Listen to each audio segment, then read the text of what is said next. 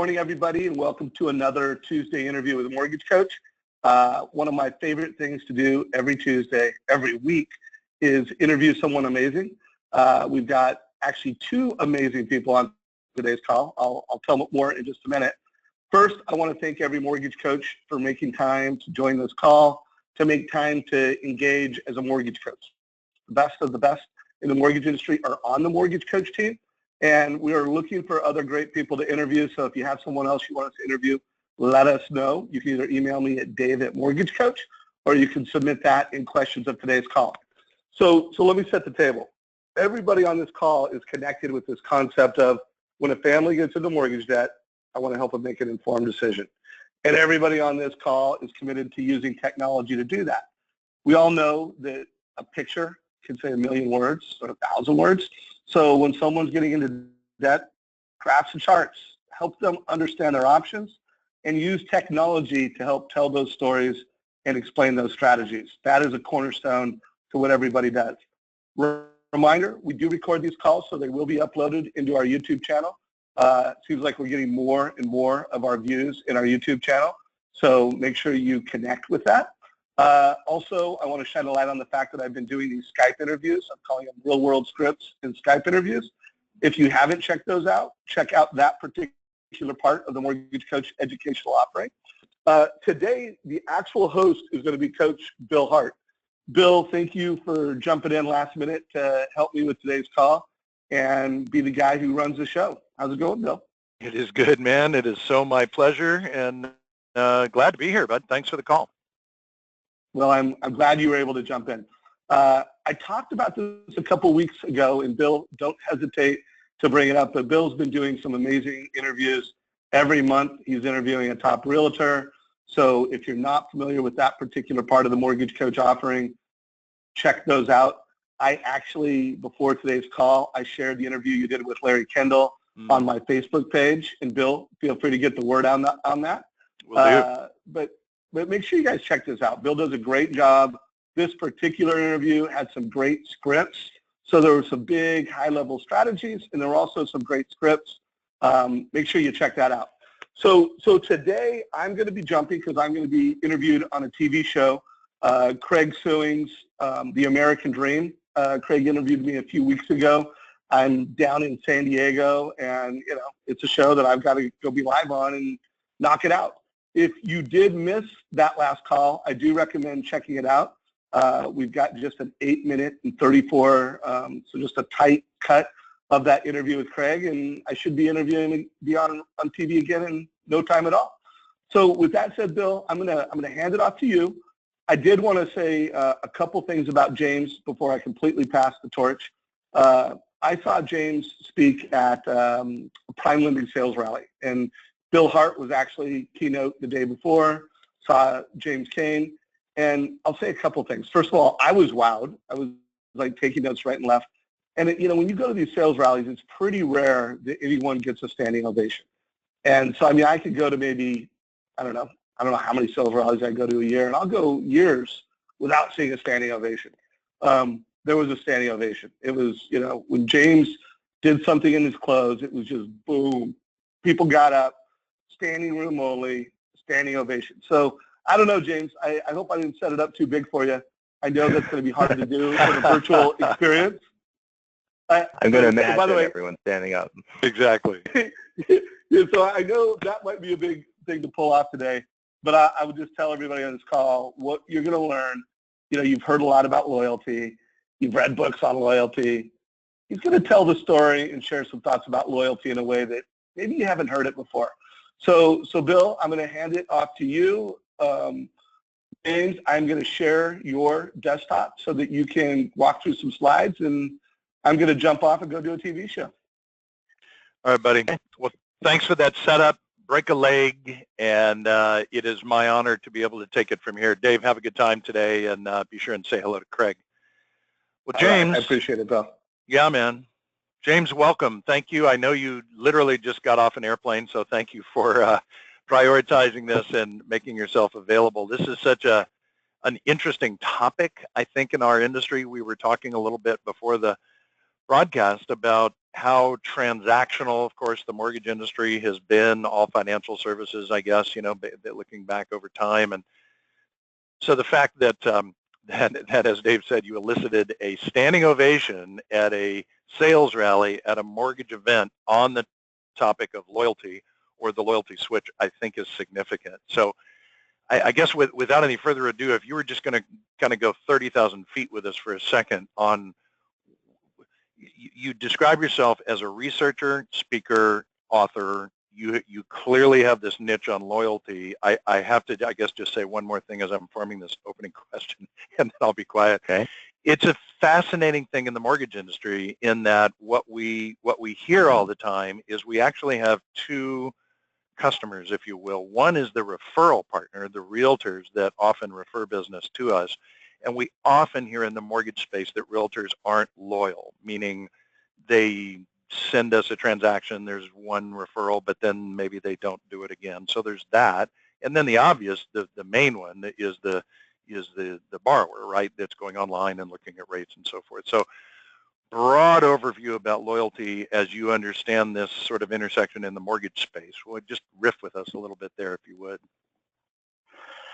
Well, first of all, thank you for inviting me, and I do think that it's actually even more complicated than that. I think there's even far more relationships that any lender is juggling, but those two in particular are surprising for a lot of people, especially the first one when you talk about a realtor and whether or not they're loyal to someone. I think the biggest misconception about loyalty is that it is somehow a selfless emotion, that people owe us their loyalty, that there's this kind of blind devotion to others because of what we've done for them. And that's really not what loyalty is. It's not how it evolved in us. It's not why it exists. And I'm going to talk about that with you, about how it came about and why loyalty actually exists inside of us and why we experience it. But for the most part, loyalty is a very selfish emotion. It is, I will be loyal to you if I believe that somehow it's in my best interest to be loyal to you. I keep open relationships and do not form those kind of exclusive ones if I think that I am going to be safer, or if my life is going to be easier, or if my life is going to be better if I have lots of relationships. Now, the challenge with that is that we would all prefer not to have as many people to rely on. If we could just make one phone call to someone who can kind of take care of everything and every problem we have, that would be fantastic.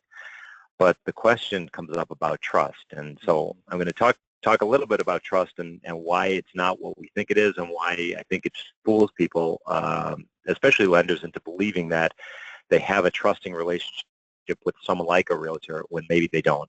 But they shouldn't take it personally because it's not personal. So, so if you don't mind, what I'd like to do is share a story that I think will kind of kick this off. Please. It's a story. It's a story about this small kitchen contractor in Littleton, Massachusetts, called Homestead Kitchens, and it's going to illustrate something that I think is really important in terms of maybe something that most of the audience already knows, but I think that it's significant in terms of how loyalty actually gets created and why it does. So Homestead Kitchens is no different than any other kitchen contractor, other than the way they execute their jobs, which is that if I went to any kitchen contractor, if I'm in Massachusetts and I was looking to renovate my kitchen, I'm pretty confident that I could find anyone who can do it right. Some might say that they could do it better than others, but for the most part, they're buying cabinets from some larger manufacturer. Very rarely, even if they're custom, with one of the three big cabinet manufacturers. But I can find it. They'll do it. A lot of people, a lot of contractors will do a decent job. Here's what Homestead does, however. Homestead has insight into what the real challenge of their customers really are. When a homeowner signs a contract with Homestead Kitchens, what Homestead does is they go out into the community where that house is. They get gift cards from a bunch of local restaurants. They get, and then they do some shopping in the local grocery store for some staple items, because they know one thing: when someone comes in and tears up your kitchen for a couple weeks, it is the worst project anyone could possibly do in their home. Other No than a doubt. bathroom, there's Yeah. nothing else that works than doing a kitchen, right? And a bathroom, typically we have alternatives. We have second bathrooms or some other way to kind of take care of that. For the kitchen, you've lost your ability to eat, one of the basic needs of survival that you can have Totally. now. Yep.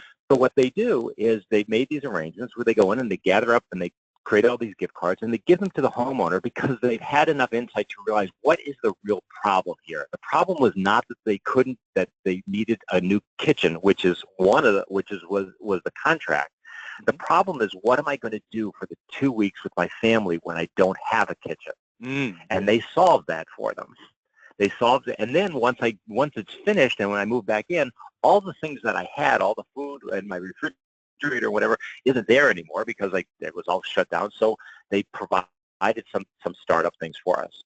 Now, the reason I wanted to share this story is that for the most part, a kitchen contractor isn't all that different in a lot of cases than a mortgage lender, and that sometimes I'm only going to have these transactional relationships where I'm going to have them once in a lifetime. Some people will only buy one house. Some people, unless you have developers, unless you have people who are flipping houses or doing those kind of things, you're getting that one client and all they're doing is, this is the only business you'll ever do with them, or the only one you'll do for a decade or 2 decades. For Homestead Kitchens, it didn't matter. What they do is they created this story that becomes something that is so easy for every single one of their customers to tell all of their friends and all of their family and everyone else that this is what my contractor did for me. They understood what our real problem was going to be, which is the thing that the families could understand. So it's truly about insight, and that's really kind of at the heart of what loyalty, how you create loyal relationships is, are you really understanding the real problem that's brought to you and not the one that you're just getting paid for or that some people are making money off of you?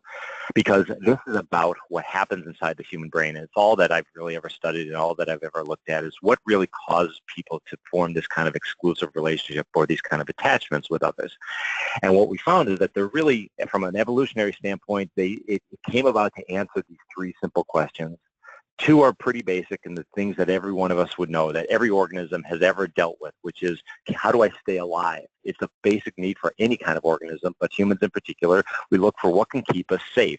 What can keep us safe originally from maybe physical harm, but now it's about different things. It's about financial safety. It's about legal risks that I take. It's about the risk to my reputation. Did I choose the right person or not? And am I going to look bad in that respect? It's also about making my life easier, though.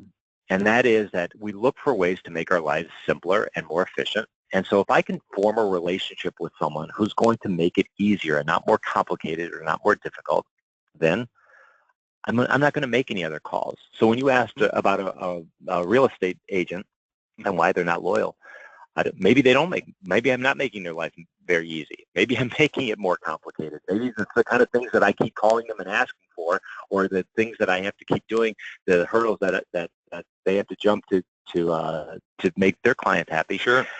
It may not even be my fault. It could be regulations. It could be all kinds of other things, but it doesn't matter. All I know is that it's more difficult when I deal with you than it is with someone else. Sure. So I'm going to keep those options open for that reason.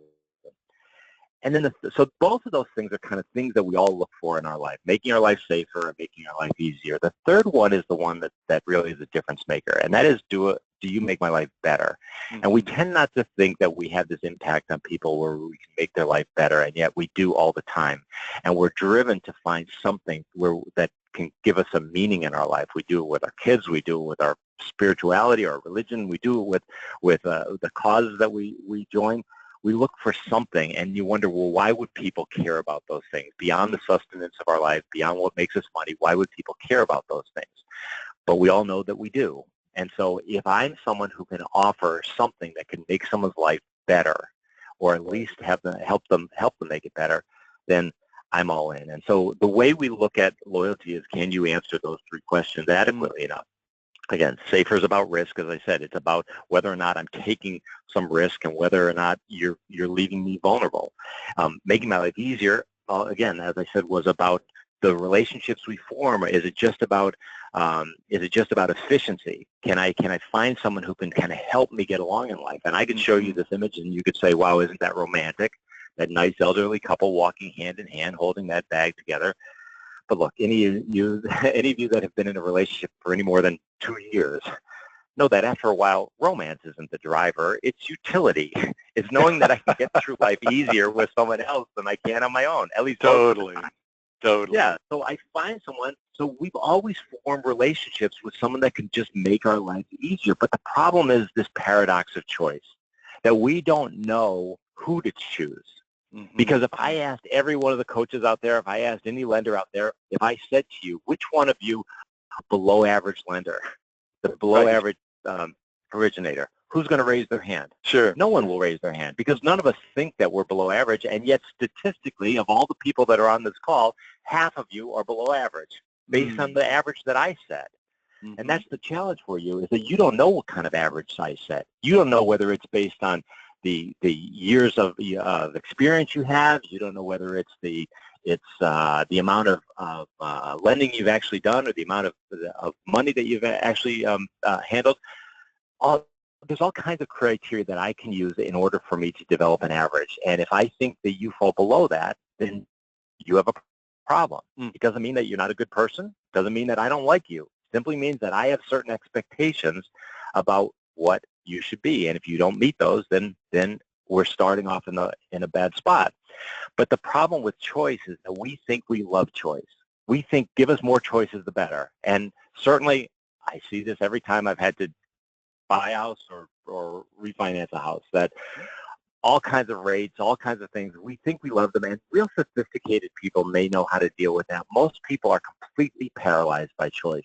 We don't know what to do with it. We don't know how to pick. We don't know what to write for us. And so what we really want is someone who could guide us through that. The last part that I said was making my life better. Right.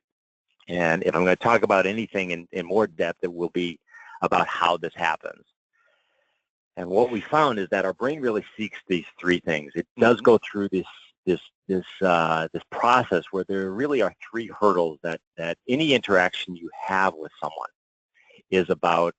The first thing that has to be satisfied is the sense of trust. Can I trust you? And we all think we know what trust is, but it's not. And as I'll explain, it's not really what we think it is. The second is the sense of belonging. Do I feel connected to you personally? And the third is the sense of purpose. Do I feel like there's more to this than just the exchange of money for services? When I said that trust is not what we expect it to be, or not what we think it is, most people take trust very personally, and they think of it in one specific way. But I'm going to challenge everyone on this call to say that I think you don't think about trust in the right way, because I think what you're thinking about is trustworthy and not trust. There's a difference between the two. Because if I were to look every single person in the eye right now and say, I don't trust you, you think about what just happened inside of your brain right now. When I said, I don't trust you, you took it personally. Because in your brain, you have some kind of standard of what you think being trustworthy is. Not trust, but what being trustworthy is, which has to do with integrity. It has to do with honesty. It has to do with kind of your moral fiber, your character, all these kind of things that we think that's what being trustworthy is. And it certainly can be, because we can all agree on that. But that is not what trust is. Trust is about dependency.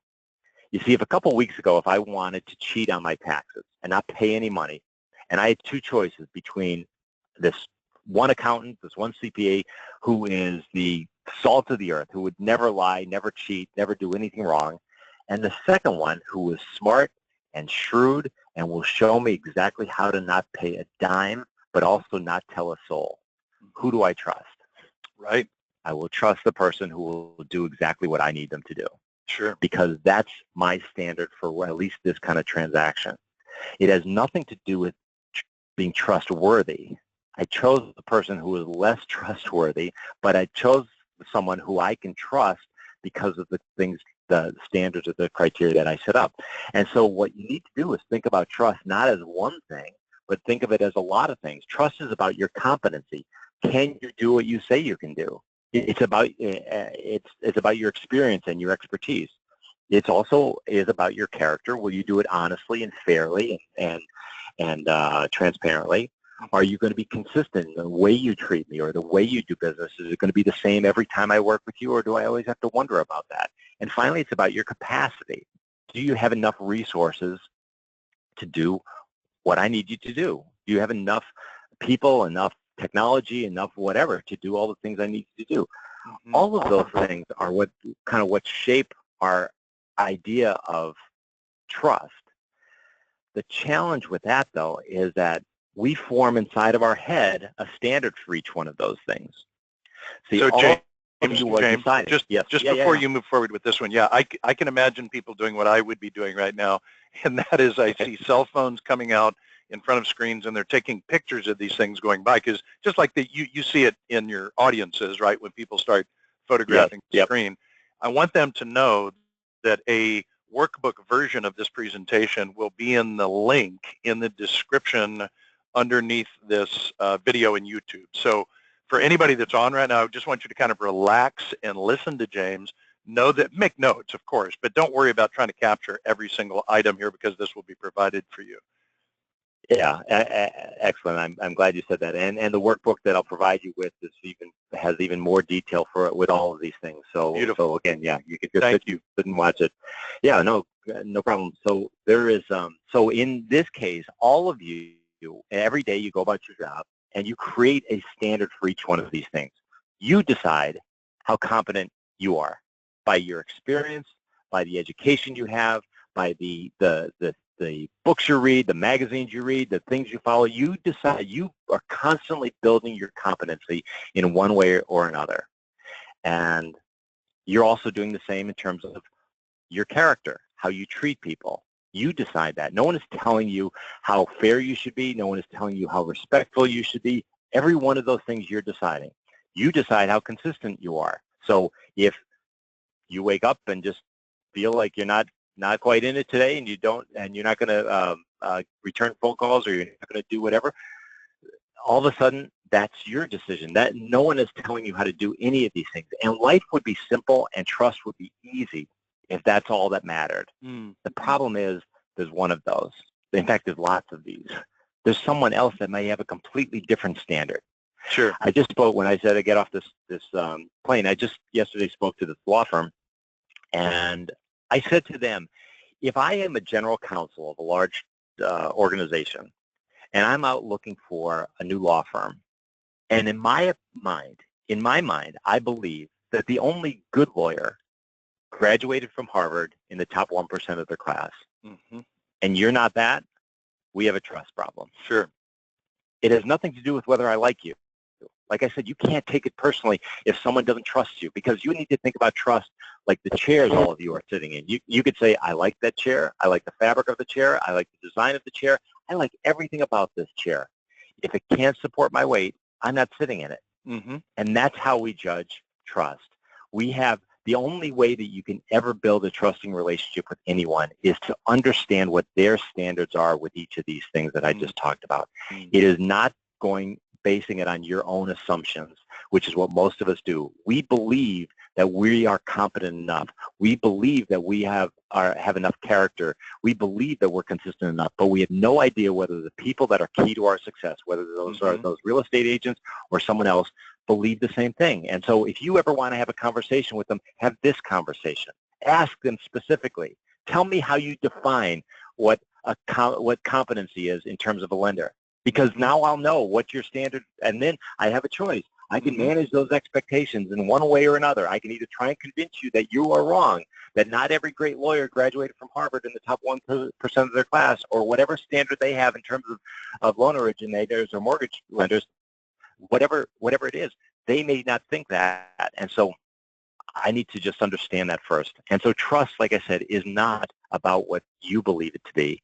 It's about what someone else believes it to be and what they're depending on, and whether or not James, you can feel that. Let me just interject here. I cannot even tell you how much I love this content, and I'm speaking on behalf of everyone, who's listening and watching right now. And this is not news to you. You know that your audiences have a hunger for this message. But I'm trying to run it through the mortgage filter, right? And as I listen to this, I think, okay, so great. Now he's answered my question, which is, so how do I deal with that? And I deal with that by understanding their standards. I understand their standards by asking them the question. But you've also done a lot of work with, and I know you've got a story about Apple and Amazon, and I'm sure that would be an interesting example. But I want our listeners to sort of hear from you.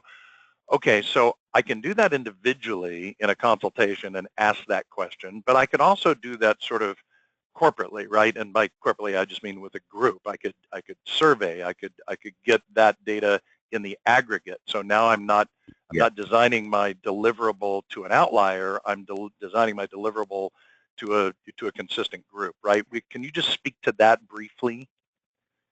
Absolutely. So, and it's a great question because there's a couple of things that people ask me about all the time, which is, can I make every relationship I have loyal? And my answer is, you can if you have the time, if you have the resources, because it's an effort. It's not, see, most of us believe, so if you think about loyalty and all the things we're talking about is a degree of intimacy when it comes to a relationship, right? And so this is really about the relationships that we build with anyone, with our colleagues, with people that work for us or that we work for, with our clients, with third parties, with anyone. There's all kinds of relationships we have every single day. And we make choices about how close they actually are. And the choices we make are typically based on which ones are the most valuable to us. So if you had the time to spend doing all the kind of things that I've talked about and will talk about, then you could certainly make them loyal. But the challenge for us is that we don't have the time. Right. And so we have to pick and choose. And so in some instances, I would say that the most valuable relationships you have to be more personal, where you have to find out directly what that person thinks. Sure. But with a smaller tier. Yeah. Exactly. Yeah. As the group gets bigger and you realize that I can't possibly have that level of relationship with everyone, you can start to see, are there some systemic issues that I'm finding? So if we just took trust alone, and whether you measure it through a survey or through conversations or however you did it, if I asked those 4 questions alone, if I tried to at least isolate competency, character, consistency, and capacity, if I just did those 4 things by themselves in terms of trust, I could find out as an organization or as a group or as a leader, am I doing some really well and others not so well? In which case, I should stop trying to do all of them. I should stop trying to work on all of them. All I need to do is work on the ones that I'm not doing very well, because everyone else gets that I'm doing the other one's fine. Totally. Tend not to do that. We think that we have to do everything. Okay, well, so they don't trust us, and we take it personally, and we think that somehow it's about one thing. When really you start isolating them, and you find that there's this systemic issue across all of my clients here, it seems like, or all of our relationships, it seems like I'm just not doing the consistency thing very well. I keep getting low scores in that. So maybe you find some operational way to fix that. Maybe you find some way that you kind of make it so that it's not something I have to personalize for every single individual, but I can start to understand that as a group, we're failing in this way. We're not delivering in the way that people expect. For example, it could be in the way they communicate, in the way that they update, right? Exactly. They could find, sort of broad spectrum solutions. That's great. Thank you for answering. Yep. Appreciate it. Yeah. So that's, and again, it's a perfect question, because one of the things that I tell people all the time is we think that all of us think that we're really good at relationships, and our brain is conditioned to believe this because we're born into a family, we make friends up, we get a job and people accept us there, we have our own family. There's all kinds of things that keep telling us throughout our life, you're really good at this relationship thing, because you're not living in a cave right in a festo somewhere in Montana. That's all of a sudden, that's the basis that we've compared ourselves to think, because we're not that, we must be really good at it. Well, the fairly low bar. Most of us aren't very good at relationships. And friends, if your parents sucked at it, you probably too. And because we have very little influence, that impact us a great deal. But so my point of it is that we take for granted that when you think about, even on this call, the number of people who have gone through some kind of process of learning a skill or learning a style or management process or something, they've learned something that have gotten them to this point in their career. And yet the most valuable thing that they have is building relationships and I'd ask anyone, when did you take a class in that? Whoever taught you to do that? The most important thing you do. Never have. We learn by osmosis. We learn by watching other people.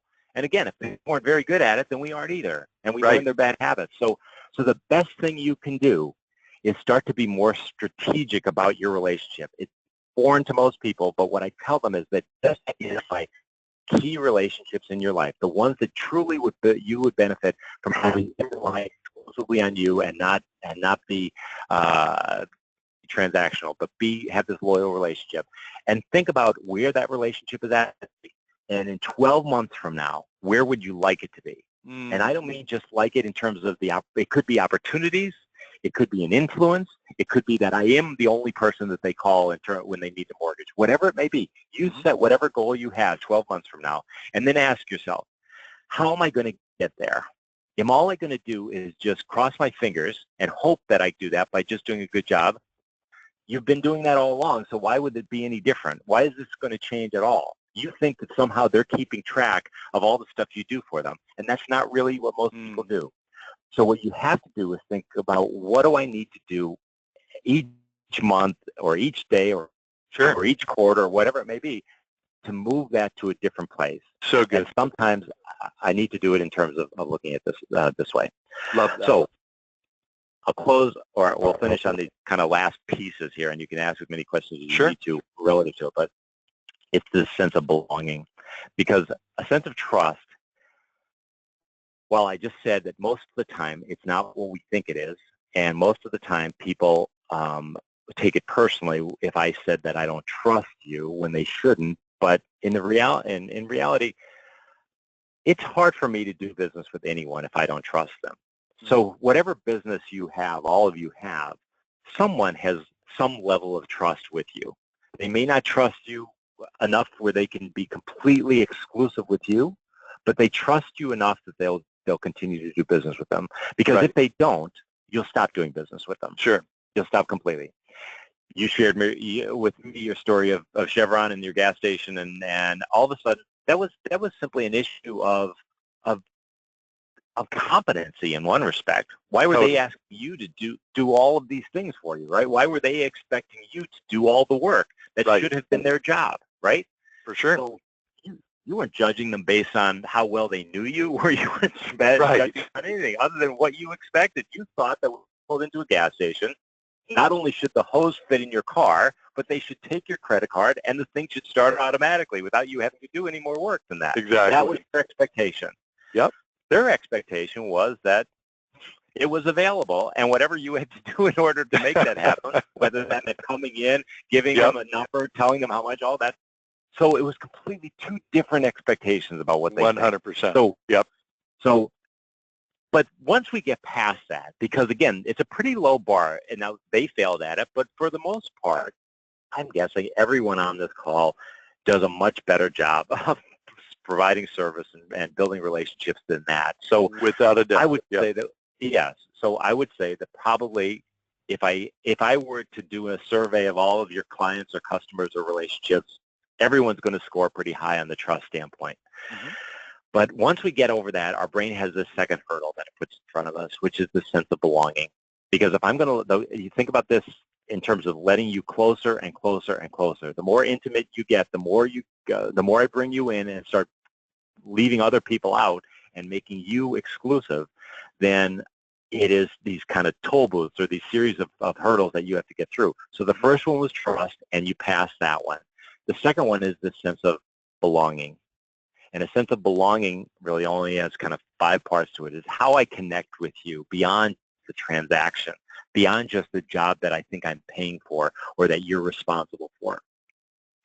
That requires, one is recognition. Do you actually know who I am? And again, I think I'm probably preaching to the choir here, because I think you guys do this really, really well and better than most organizations, and everyone on this call does. But in terms of just reminding you that recognition is about knowing that you're more than just a number. That it's more, you're more than just another client, another real estate agent, another whatever, fill in the blank. And that requires a little bit of work. Now today, more than ever, we have a chance to learn about people, whether it's through their LinkedIn page, Sure. whether it's through their Facebook page, whether it's through their website, whatever. And my question is, if you look at how much time you spend working on a particular loan, how much time you spend on that versus how much time you spend on the individuals behind that loan, how much time you spend learning about them, I think you'll be surprised at how little it actually is. That we take for granted that we're actually taking that time to understand someone and know who they are. And my fear is, and what I find most of the time, is that we really don't, and yet we have some opportunities to do that. It's not just people, it's not just with our clients either, because it matters with people you work with. I mean, we've been creating three-dimensional Facebook pages forever. They're called cubicles. People hang on their cubicle walls or their office walls things that they care about and then things that they love. And yet most of the time we don't pay any attention and they were to posting. Right? Yeah, for sure. Yeah, they do it all the time. And yet, so when they do a good job, what do? We run out and get them a Starbucks gift card because it's easy for us. Instead of getting them a signed autographed copy of their favorite author that's been sitting with the books that have been sitting on their shelf for the past 5 years. Oh, James, I have to stop you right them. there. I really want to make sure everybody hears that. I see this all the time in coaching, where that is a system that has been put in place, and I think it has great intentions. And God loves Starbucks, but that you hit it right on the head. It's thank you note goes out with a Starbucks card. I can tell you my reality. I'm opening my desk drawer right now, and I'm looking at 4 Starbucks cards in my desk drawer. And by the way, I'll go to Starbucks and pay for the stuff. Like it's just sitting here because I don't want the inconvenience of having to manage cards. Right? It's just it's a definite miss. And yet, when you look for something personal, and I'll give you a great classic example. Leonard Cullup, if you're on this call right now in Alaska, sent me, I don't coach him, and I only met him once, and I met him at the event that you and I both spoke at in January in Dallas, briefly. We become Facebook friends. He's learned that I'm a fan of World War II military aviation.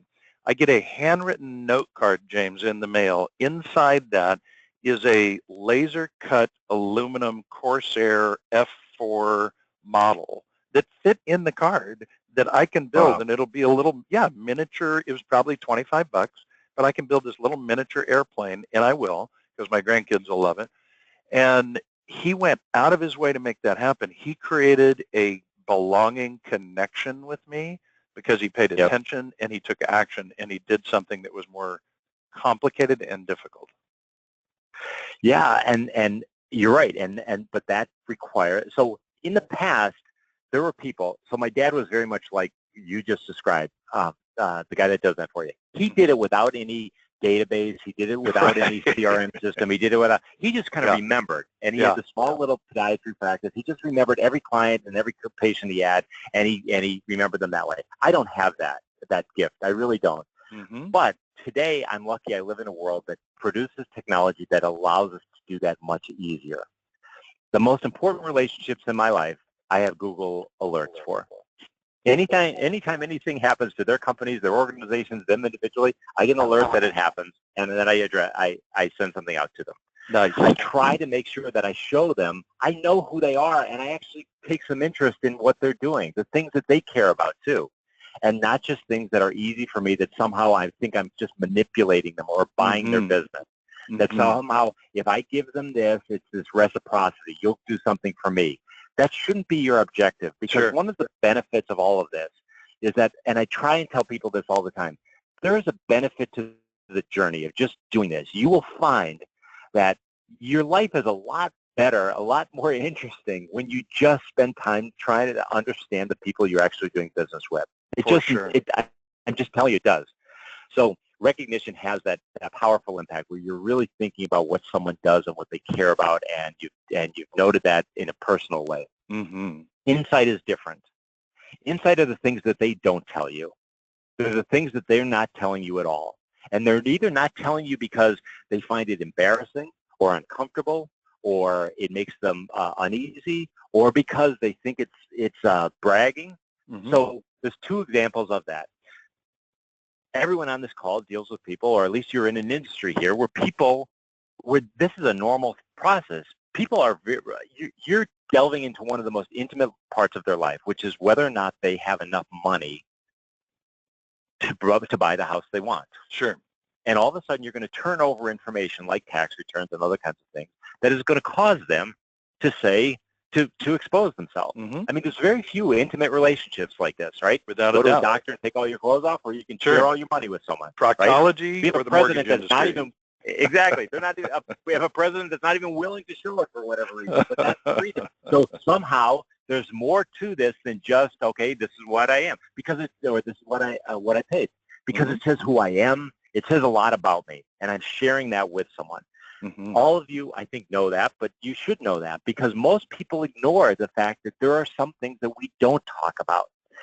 And there are clues. There are even simpler clues than that. And I use this example, I think, in Dallas or wherever the prime lending thing was.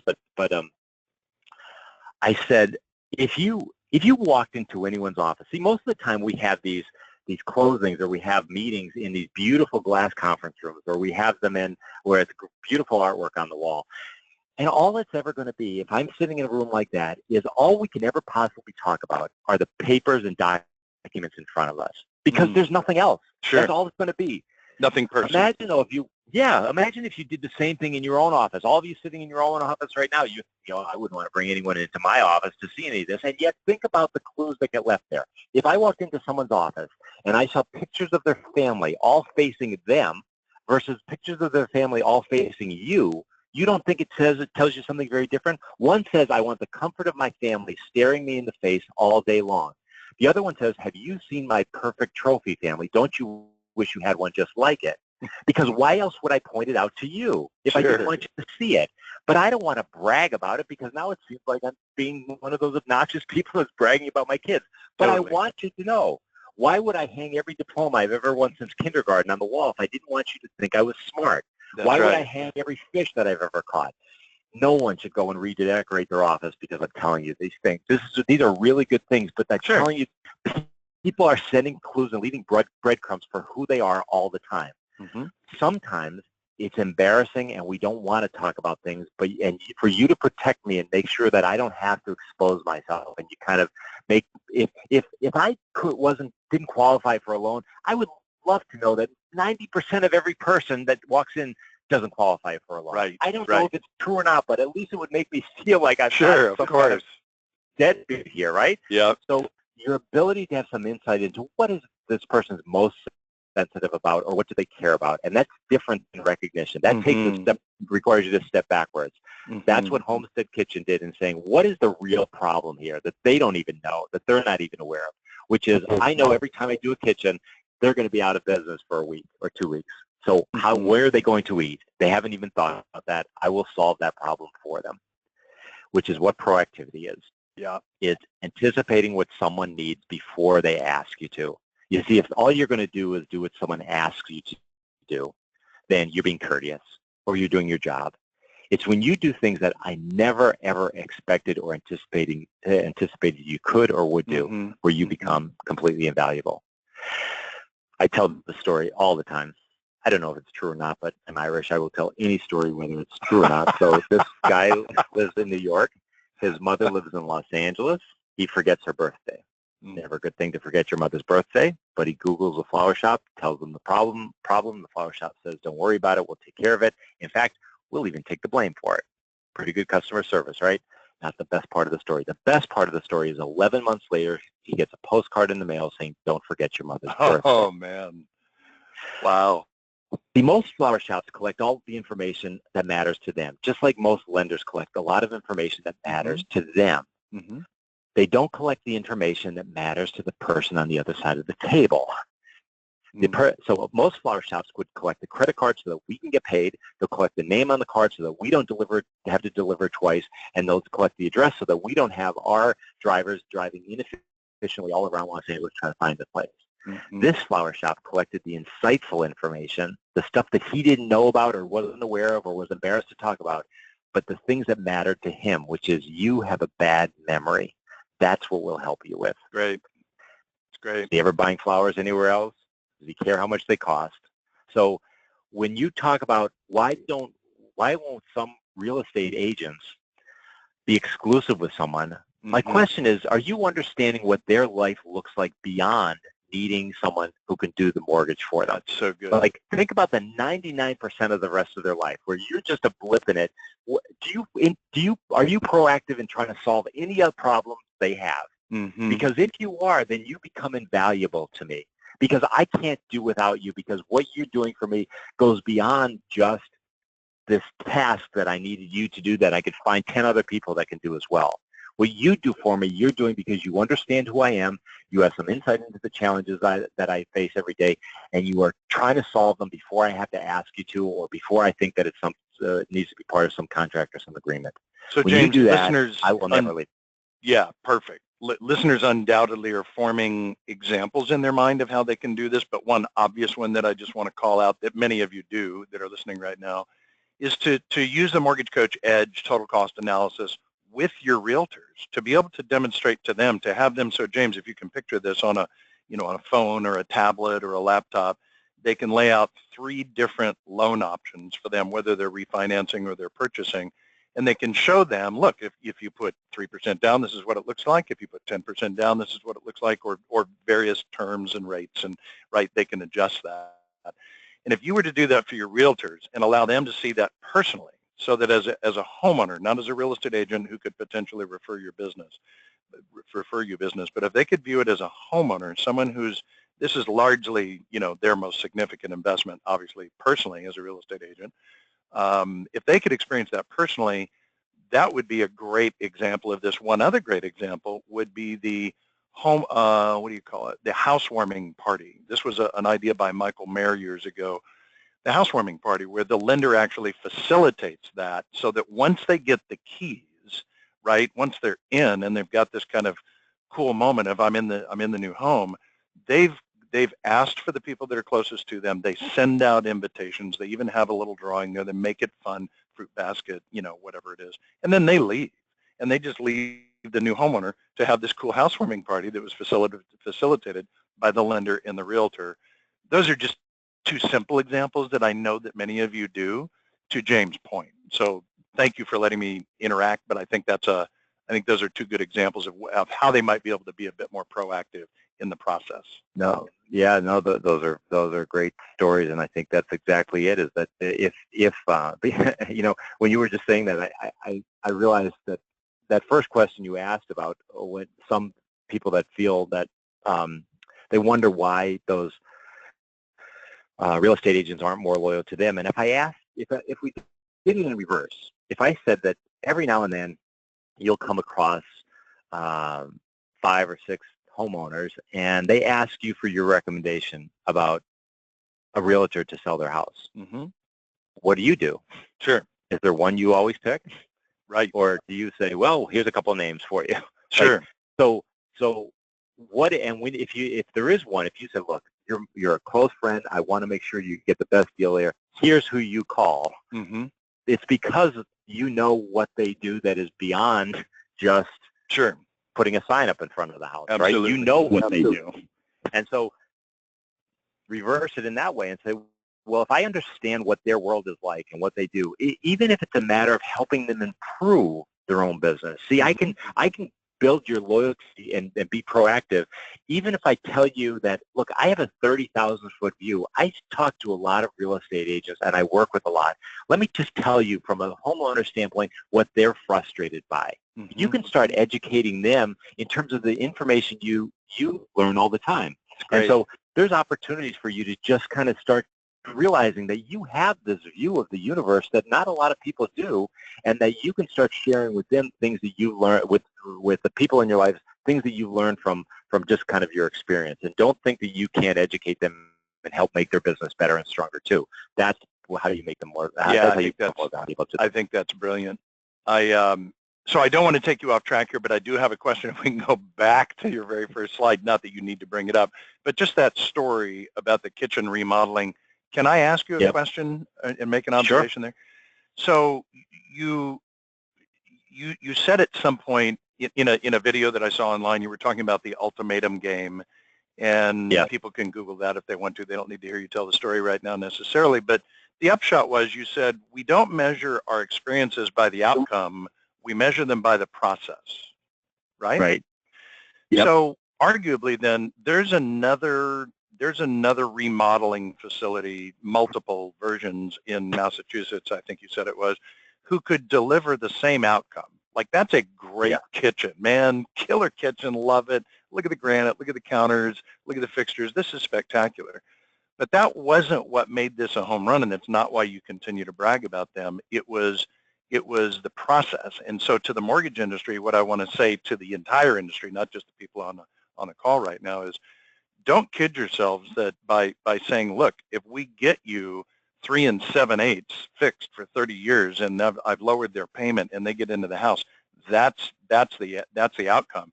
That's not the desired outcome that we want to be focused on. The actual research on home ownership, and people on this call probably know this, used to be people would move every 6 years. That probably seems unbelievable to you, but that's a fact. It slowed down when the market slowed down, when the entire economy slowed down, to 9 years, and it actually hit 10, and I think we're back at 9. So the people move every 9 years. So if I'm a mortgage lender, that means I've got an at-bat every 9 years, right? So if I now back up and say, well, wait a minute, if I learn from that remodeling firm and say, what is it that I can do about the process? And you've kind of touched on this in various ways during your presentation here. But if I can really look at how do I make that process more enjoyable? Because it really is kind of a financial colonoscopy for people, right? It's not enjoyable. Yeah. Right. So I don't know what your observations would be there, but are we on point with that? No, that's absolutely true, and that's just it. Is that in the end, if what I came to you for was money in order to buy this house, my expectation was no matter who I went to, I could go to a community bank, I can go to any organization that will lend me money for my house, and my presumption is that I will get it. Right.